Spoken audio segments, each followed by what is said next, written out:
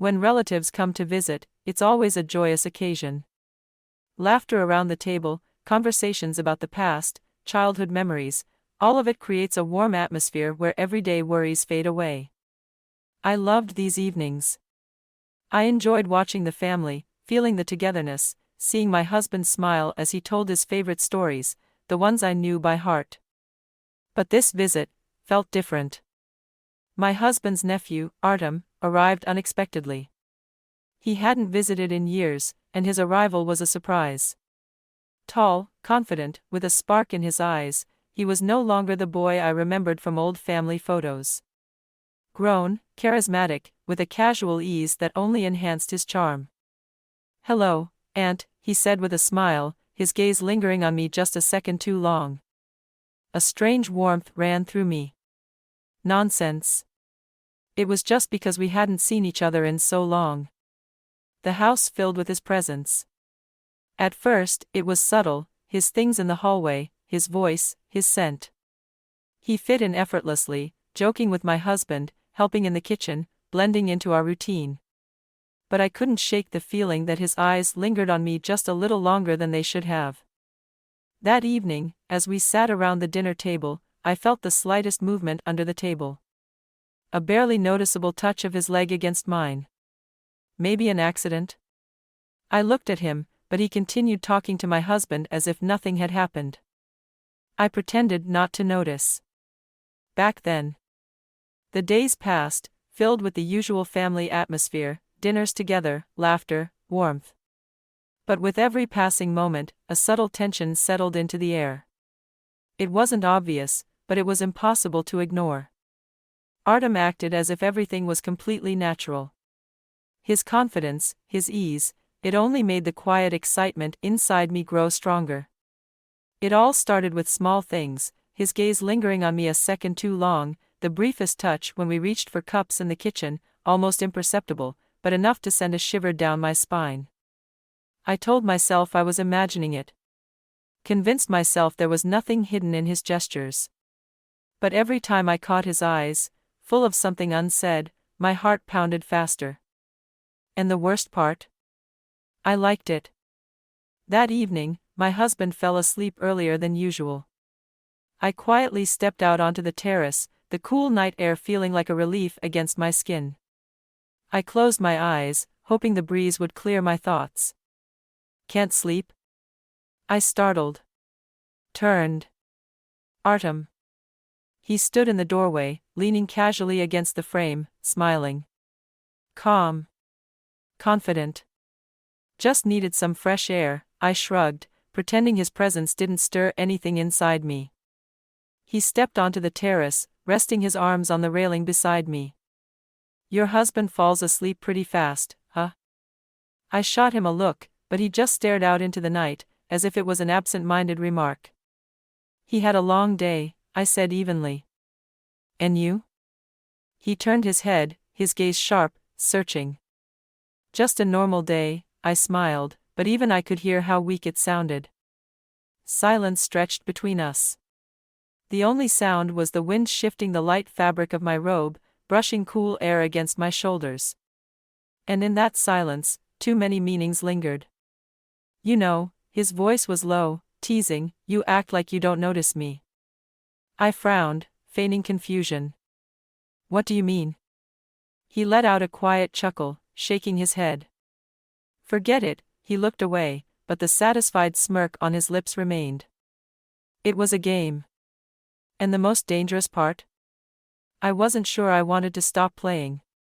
I'll take a short pause. Write in the comments where you're listening from and if you've ever experienced something similar in your life. Your stories are always interesting to read. And if you enjoy this format, don't forget to subscribe so you don't miss the next part. I'm continuing. The night was cool, and a light breeze ran over my skin. I instinctively wrapped my arms around myself, suppressing a shiver, but Artem noticed. "Cold?"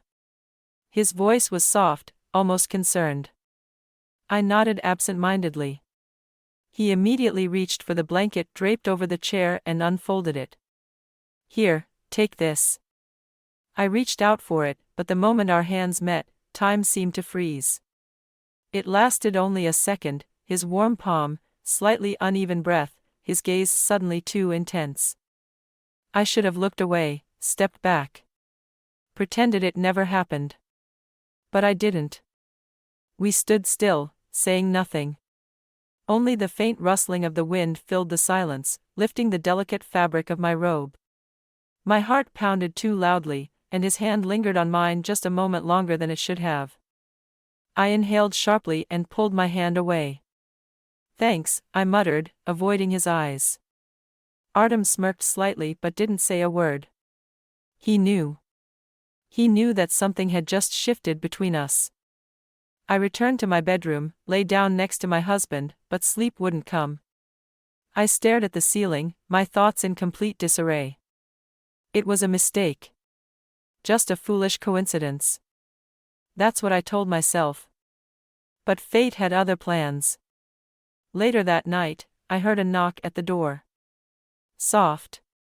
Almost hesitant. I held my breath, hoping I had imagined it. But then it came again.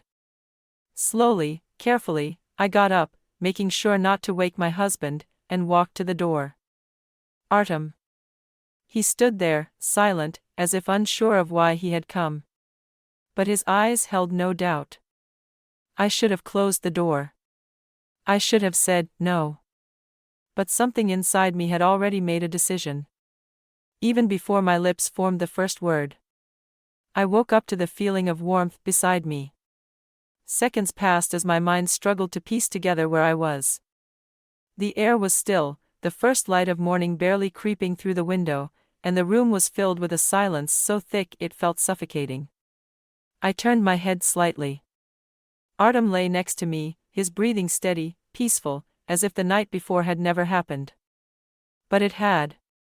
My heartbeat quickened, a storm of emotions surging inside, fear, excitement, regret, and something else I didn't dare name. Slowly, carefully, I sat up, moving as soundlessly as I could.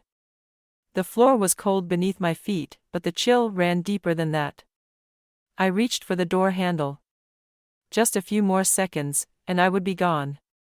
Back in my bed, where I belonged. Then his voice stopped me. "Do you regret it?" I froze. His voice was quiet, but there was no hesitation in it. No uncertainty. I closed my eyes, inhaling deeply. What was I supposed to say? That yes, I regretted it. That it was a mistake. But if it was a mistake, why did his voice send a heat through me once more? I turned around. He was watching me, unblinking, waiting for an answer. "I don't know," I whispered. He propped himself up slightly on one elbow, studying me, but didn't push further. I turned back, opened the door, and walked out before I lost myself completely. I stood in the bathroom, staring at my reflection, trying to gather my thoughts. His touch still lingered on my skin, his presence woven into me like a thread I couldn't pull loose. If only he knew. I took a few deep breaths before finally returning to my bedroom. My husband was still asleep, his breathing even, the kind of sleep only someone with no suspicions could have.